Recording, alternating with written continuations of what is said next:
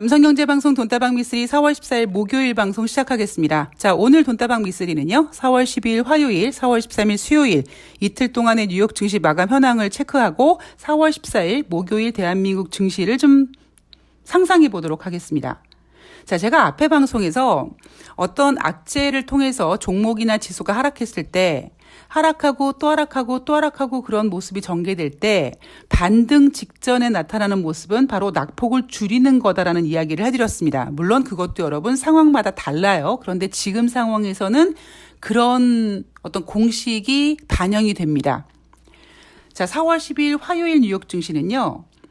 4월 8일, 4월 11일에 이어서 3거래일 연속 하락으로 마감을 합니다. 다우지수가 0.26, S&P 500이 0.34, 나스닥이 0.30% 하락했는데 4월 8일과 4월 11일과 다른 모습은 뭐냐면 낙폭이 상대적으로 많이 축소된 상태입니다.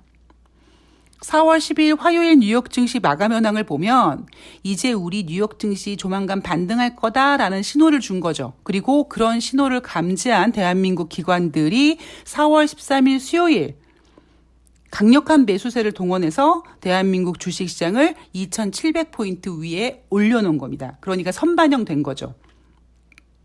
제가 항상 말씀드리지만 어떤 이유 때문에 지수나 종목이 빠진 게 아니라 빠지니까 거기에다가 이유와 근거를 다는 거라고 매번 말씀을 드립니다. 그리고 여러분들이 여기에 익숙해지셔야지만 주식으로 돈을 버실 수가 있습니다. 아, 주식이 뭐 때문에 빠졌어라는 논리에 계속 빠져버리시면은요, 개인들이 계속 당하기만 해요. 그러니까 관점을 바꾸셔야 되거든요. 4월 12일 화요일 뉴욕 증시는 그 다음에 반등을 모색하기 위해서 모든 그 시황을 긍정적으로 맞춰놨어요. 뭐 예를 들면 러시아와 우크라이나 이야기는 나오지도 않습니다. 뭐 중국 상하이 봉쇄 이런 얘기는 뉴욕 증시 마감 현황에 나오지도 않아요. 그런데 4월 12일 굉장히 민감한 인플레이션 지표가 발표가 되죠. 그게 바로 3월달 소비자 물가지수입니다. 시장 예상은 전년 동월 대비 8.4% 상승했을 거라고 생각했는데 그 예상치보다 더 높은 8.5%가 발표가 됐고요. 이 8.5라는 수치는 40년 만에 최고치라고 합니다. 그리고 2월 달 대비 1.2% 상승했고요. 그러면 4월 12일 뉴욕 증시는 그 다음에 이제 반등하기 위해서 뭔가 이렇게 폼을 좀 잡아야 되는데 3월달 소비자 물가지수가 8.5%라는 이 높은 성적표를 내놓은 것이 발목을 잡을 수가 있거든요. 그래서 4월 10일 화요일 날 어떤 상황이 전개가 되냐면 소비자 물가지표가 두 개가 발표가 되죠. 일반 소비자 물가지수가 발표가 되고 또 하나 뭐냐면 변동성이 큰 에너지와 음식 이런 품목들이 제외된 일명 근원 소비자 물가 지수가 발표가 되는데 4월 12일 화요일 뉴욕 증시는 근원 소비자 물가 지수에 조금 더 스포트라이트를 비춰줍니다. 왜냐하면 자, 여러분들 머릿속에 모는 종이를 하나 그려보세요. 4월 12일 발표된 경제지표는 3월 달 겁니다. 그러면 모는 종이를 펼쳐놓고 2월 달 근원 소비자 물가 지수는 1월 대비 0.5% 상승했었습니다. 그러면 0.5에다가 점을 하나 찍어보세요. 그런데 4월 12일 화요일 날 발표된 3월 달 근원 소비자 물가 지수는 2월 대비 0.3%밖에 높아지지 않았습니다. 그럼 모는 종이에서 2월 달에는 0.5, 3월 달에는 0.3. 이거 뭡니까, 여러분? 전월 대비 부진했습니다. 일반 소비자 물가 지수는 전월 대비 상승했고 전년 동월 대비 상승했으나 음식과 에너지를 제외한 근원 소비자 물가 지표에서 전월 대비 부진한 지표가 돋보인 거죠. 이게 경제고요. 그리고 저는 뭐 경제보다는 이게 주식이라고 저는 생각을 합니다. 그래서 4월 12일 뉴욕 증시는 이제 조만간 반등하기 위해서 근원 소비자 물가 지수에 조금 더 집중했다라고 보시면 되고요. 제가 이번 주에 뉴욕 증시를 그렇게 나쁘게 보지 않는다라고 말씀드렸잖아요. 거기에 대한 근거로 미국이란 나라는 워낙 쓸 카드가 많다. 그래서 하다 재료가 없으면 저가 매수 유입이라는 단어까지 쓸 것이다. 그리고 5월달 FOMC 회의가 이제 눈앞에 가까워지고 있는데 예전에는 우리가 25bp 금리 인상에도 경기를 일으켰거든요. 그런데 이제는 50bp 금리 인상이 막 귀에 들리지 않습니까? 공포스럽죠. 최근 여러분들이 미국에서 50bp 금리 인상을 한 거를 거의 본 적이 없으실 거예요. 그런데 연준 위원들이 지난주부터 계속 우리 50bp 금리 인상 할 거다. 우리 이거 한 번이 아니라 두세 번씩 계속 할 거다. 이렇게 50bp 금리 인상이라는 그 단어를 마치 충격요법처럼 계속 시장에다 쏟아 놓습니다. 그러니까 투자자들이 이제 어떻게 생각이 바뀌냐면 그래 50bp 금리 인상 하나보다 이렇게 금리 인상에 대해서 좀 이렇게 무뎌집니다. 근데 이걸 전문가들은 눈높이를 낮췄다라는 표현을 쓰더라고요. 근데 저는 눈높이를 낮췄다라기보다 뭔가 이렇게 이제 50bp에 대한 금리 인상을 익숙하게 받아들이기 시작했다라고 생각을 했고요. 그러나 여전히 25bp든 50bp든 금리 인상은 증시의 악재입니다. 따라서 4월 13일 수요일 정말 우리가 그렸던 그림대로 4월 12일 뉴욕 증시가 우리 4월 13일 반등할 거다라고 했던 그 약속대로 1%대, 나스닥은 2%대 강한 반등을 했고요. 그 반등한 요인이 뭐냐면 바로 50bp를 이제 받아들이기 시작했고 저가 매수세 유입이 됐다라고 이해하시면 이해가 쉬워지실 겁니다. 자, 4월 13일 발표된 경제지표는요. 생산자 물가지수가 발표가 됩니다. 생산자 물가지수는 지금 현재 4개월 연속 두 자릿수예요. 10%대입니다. 생산자 물가지수는요. 굉장히 높게 나왔어요. 전년 동월 대비 11.2%, 2월에는 10.3% 상승했으니까 2월보다도 더 높아졌습니다. 자, 그런데 우리가 한번 이렇게 생각해 보죠. 앞에서 3월달 소비자 물가지수에서 일반 소비자 물가지수는 40년 만에 최고치를 기록했지만 근원 소비자 물가지수를 제외하고 봤더니 2월보다 부진하네? 그죠? 그거를 한번 다시 생각해 본다면 여러분 왜 지금 소비자 물가지수가 이렇게 높게 나오겠습니까? 2월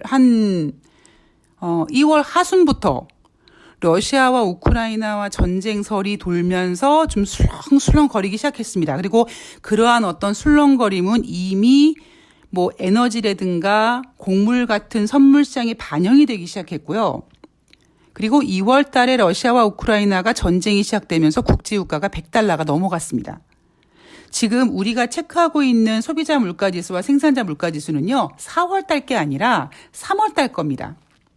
제가 여러분 앞에서 뭐라고 말씀드렸냐면 여러분 주식시장은 변덕쟁이여서 한 가지 재료를 가지고 오래 가지고 놀지 못한다. 그래서 4월 달이 되면 뉴욕 주식시장에서 러시아와 우크라이나 얘기는 듣지도 못할 거라고 보지도 못하게 될 거라고. 걔네가 무슨 지랄을 해도 뉴욕 주식시장은 관심이 없을 거라고 말씀드렸잖아요. 지금 4월달 중순인데 뉴욕 증시에서 러시아와 우크라이나 얘기 그닥 그렇게 영향을 끼치지 않습니다. 돈바스에서 뭐 격전이 진행된다. 뭐 4월 10일, 4월 13일은 그런 거 없었습니까? 여전히 진행 중인데. 그런데 지금 뉴욕 증시는요. 러시아와 우크라이나 관심 없어요. 지금 뉴욕 증시에서 관심이 있는 거는 바로 뭐냐면 어떻게 하면 투자자들에게 50bp 금리 인상을 익숙하게 할까? 그리고 어떻게 하면 미국 경제가 계속 좋을 거라는 듯한 느낌을 줄 수 있을까? 이것만 고민하고 있습니다. 그래서 제가 미국 증시는 쓸 카드가 많기 때문에 특히 이번 주는 악재가 많지만 그럼에도 불구하고 뉴욕 증시는 괜찮을 거다라고 보고 있다고 제가 설명해 드린 겁니다. 자, 연준 의원들의 발언들은 계속됩니다. 연준 의원들은 4월 22일까지 투자자들에게 50bp를 계속 각인시킬 거예요. 12일 날은 브레이너드 연준 부의장 지명자가 인플레이션 너무 높다. 그리고 연준의 긴축 필요하다. 재차 강조했고요. 5월달 FOMC 회의에서 대차 대조표 축소 계획을 공식화했습니다. 5월달 FOMC 회의에서 대차 대조표를 공식화하면 이 대차 대조표 그러니까 대차 대조표 축소는 6월달부터 시작이 됩니다.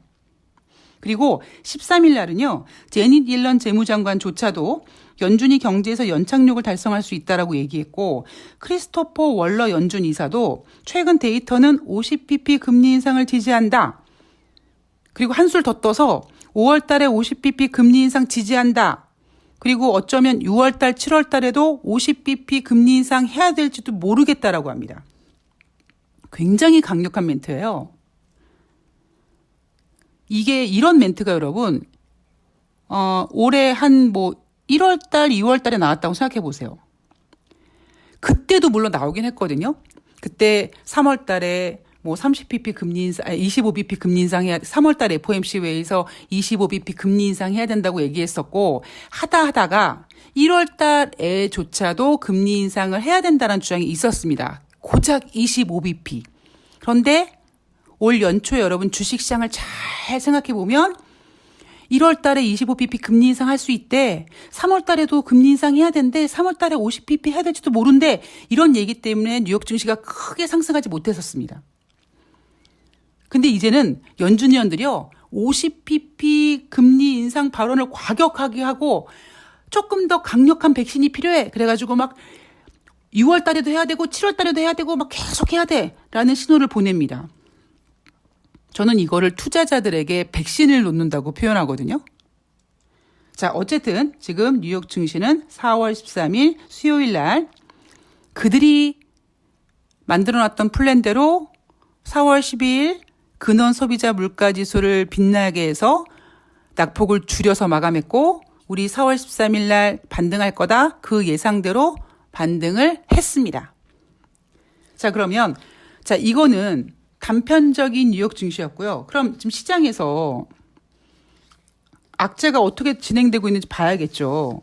이 투자자들이 생각하지 못하고 있는 게 뭐냐면 그래, 뉴욕 증시가 이렇게 반등했어. 그러면 이제 또 올라가겠지. 여기에 또 희망 고문을 하게 되거든요. 희망 고문을 당하게 됩니다. 항상 주식 투자는요, 냉정하고 평정심을 유지해야 됩니다. 자, 지금 시장은 냉정하게 악재가 더 많습니다. 다시 말씀드리지만 주식 시장에서 금리 인상은 절대 호재가 될 수 없습니다. 특히 25bp가 아니라 50bp 금리 인상은 악재일 수밖에 없습니다. 그래서 제가 4월 13일 수요일 뉴욕 증시는 상승이란 표현을 쓰지 않고 반등이란 표현을 쓴 겁니다. 그런데 이 반등이요, 뉴욕 증시 기준으로 4월 14일 조금 더 이어갈 수 있어요. 왜냐하면 이제 지금 미국은 1분기 기업 실적이 발표가 되는데 기업 실적의 포문을 여는 녀석들이 금융주입니다. 첫 번째 포문을 열었던 녀석이 좀 부진해서 주가가 하락했다고 하지만 뉴욕 증시는요, 금융주의 어떤 그 실적이 나쁘지 않다라는 발언들을 할 거예요. 어떻게 그렇게 할 수 있어? 실적 가이던스를 낮춰놓으면 돼요. 예상치를 낮게 만들어 놓으면 상대적으로 기업 실적을 돋보이게 할 수 있습니다. 그래서 이번 주는 미쓰리가 개인적으로는 뉴욕 증시가 괜찮을 거다라고 봤던 그 근거들이 지금 딱딱딱딱딱 맞아떨어지고 있죠. 저가 매수세가 유입이 되든, 그리고 4월 14일 목요일 뉴욕 증시에서 금융주 실적이 실적이 정말 좋기보다는 예상치를 좀 낮춰놔서 금융주를 돋보이게끔 만들어서 어느 정도 지수를 방어하게 하려고 할 가능성이 높습니다. 왜 그러냐면 지금 시장의 악재가 너무 많아서 그래요. 보세요, 여러분. 러시아와 우크라이나 전쟁 아직 ING 중입니다. 진행 중이에요. 돈바스에서 결정 임박 소식이 나오고 있고 지금 엄청난 긴장감을 주지 않습니까? 뭐 독일에서 우크라이나에게 무기를 뭐 지원했다는 등등 이야기가 계속 나오고 있습니다. 언제 터질지 모르는 화약고 같아요. 자, 그리고 러시아와 우크라이나가 만약에 돈바스에서 한판 붙어요. 그러면 주식시장이 개폭락할까요? 그렇지 않습니다. 제가 앞에서 한번 말씀드렸지만 러시아와 우크라이나 대통령이 진짜 둘이 만나서 정상회담을 해서 뭔가 협상을 하기 위해서는 더 상황이 격정적으로 된다는 걸 말씀드렸잖아요. 그래야지 대통령들끼리 만나는 뭐 명분이 되지. 여기저기서 무슨 뭐 그냥 쿵당쿵당 한다고 대통령들이 만나기엔 폼이 안 나잖아요. 그래서 저는 개인적으로 이 돈바스 결정이 한번 진행이 되면 그때 이제 공식적으로 언론에서 우크라이나와 러시아 대통령의 정상회담 이야기가 나올 가능성이 높다고 보고 있고요. 그거는 결국 이제 협상의 종지부를 찍으러 가는 거죠. 그리고 중국 상하이에 이어서 세계 5위 광저우항 봉쇄 우려감도 있습니다. 그런데 4월 10일, 4월 13일 뉴욕 증시 마감 현황에는 이 얘기는 나오지도 않아요. 그리고 또 하나, 제가 올해 경제 이슈를 첫 번째 디폴트요, 두 번째 미국의 정치적 불확실성이라고 했잖아요. 러시아 디폴트 얘기는 이미 나오고 있습니다. 지금 4월 4일 이후에 러시아가 달러로 지급해야 되는 채권 이자 일정이 없어서 조용한 거죠. 이제 5월 달부터 또 이자 납입일이 쫙 또 예정되어 있습니다. 어쨌든 지금 러시아 디폴트 우려감도 잔존하고 있고요. 여기에다가 1948년 독립 이후 최악의 경제난에 시달려온 스리랑카가 디폴트 됐다고 합니다. 제가 이 얘기는 참 되게 들을 얘기가 많은데요. 여러분 혹시 그 트럼프 대통령이 중국에 무역 관세를 부과해서 무역 전쟁을 통해서 패권 전쟁이 시작됐을 때 중국이 그때 무슨 짓을 했냐면 이런 스리랑카 같은 지역에다가 돈을 겁나게 빌려줍니다. 명분은 이랬어요. 우리 중국이 1대1로 진행하고 있는데 스리랑카가 그 1대1로의 핵심 부분이야. 니네가 뭐 이렇게 뭐 도로 같은 거 짓는 거 우리가 돈 빌려줄게. 해서 중국이 스리랑카에다가 지난 10년간 빌려준 금액이 50억 달러에 달하다고 합니다. 근데 지금 이 스리랑카가 디폴트 됐어요. 근데 그때 러시아가 이 스리랑카 같은 나라에다가 돈을 대여해 줄 때 미국에서 뭘 걱정했냐면 쟤네 저런 식으로 돈 빌려줬다가 나중에 경제가 안 좋아져서 뭐 스리랑카 같은 나라가 디폴트 됐을 때 그냥 중국이 사채업자 하는 식으로 너 일로 와. 너 신체 포기각 썼어. 이렇게 꿀꺽 먹어버리려고 중국 쟤네가 일부러 저렇게 호의적으로 돈을 빌려주는 것 같다라고 해서 미국이 굉장히 경계했거든요. 근데 그 우려를 지금 실화로 만들고 있는 거죠. 스리랑카가 디폴트가 됐는데 중국이 가만히 있어요. 계속 보고 있는 거죠, 한번.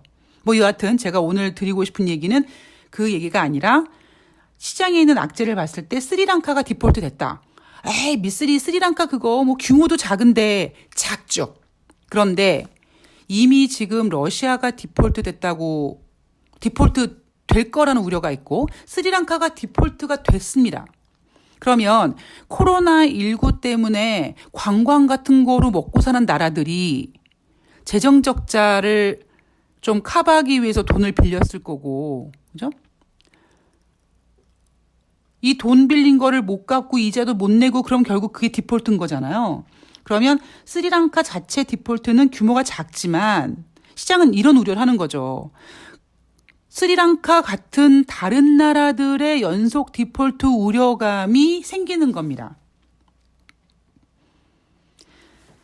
자, 러시아 같은 경우엔 제가 잠시 전에 말씀드렸지만 달러로 국채 이자를 지급해야 되는 거 4월 4일 날 건 지급했다라고 얘기하는데 이것도 사실 지금 공식적으로 진짜 달러로 완벽하게 냈는지 확인이 안 돼요. 엄청난 금액의 3분의 2 정도를 루블화로 지금 환매를 했기 때문에 그래 루블화로 환매했다고 쳐. 나머지 금액은 그럼 달러로 냈냐? 이것도 아직 확인이 안 되고 있습니다. 어느 날 갑자기 눈 떴는데 지난번에 그거 러시아가 달러로 이자 납입 못했대. 그냥 루블화로 했대. 루블화로 이자 납입한 건 디폴트로 간주하니까 러시아 디폴트 딱 하고 악재 터질 수 있어요, 여러분. 그러니까 지금 그만큼 민감할 때입니다. 자, 거기에다가 빌 그로스에 이어서 신채권왕이라고 불리는 제프리 군드락 더블라인 CEO가 금융시장에 재앙이 오고 있다. 지금 모습이 2000년 닷컴 버블 붕괴 직전인 1999년 4분기와 비슷하다고 얘기합니다. 저는 사실 근데 이런 얘기는요, 그냥 시장을 이렇게 한번 환기시키는 거라고 생각을 합니다. 그런데 그렇다고 지금 상황이 좋은 건 아니에요. 그런데 닷컴 버블 붕괴 직전에 1999년 4분기의 모습은 좀 아닌 것 같고, 왜냐하면 그 이후에 그러니까 금융시장이요, 인간이 만든 거잖아요. 어떠한 악재를 하나씩 견디면서 내성이 생기고 강해집니다. 그래서 지금 전개되는 모습은 사실 어느 정도 금융시장에서 한 번씩은 다 경험했고 그 경험을 통해서 소 잃고 외양간 고쳐서 고쳐진 외양간이 있고 백신도 맞아서 좀 어느 정도 든든하고 어느 정도는 커버할 수 있기 때문에 저는 제프리 군드락 더블라인 CEO가 얘기했던 것처럼 1999년 4분기와 비슷하다는 생각은 하지 않습니다. 그러나 시장은 우려스러운 거죠.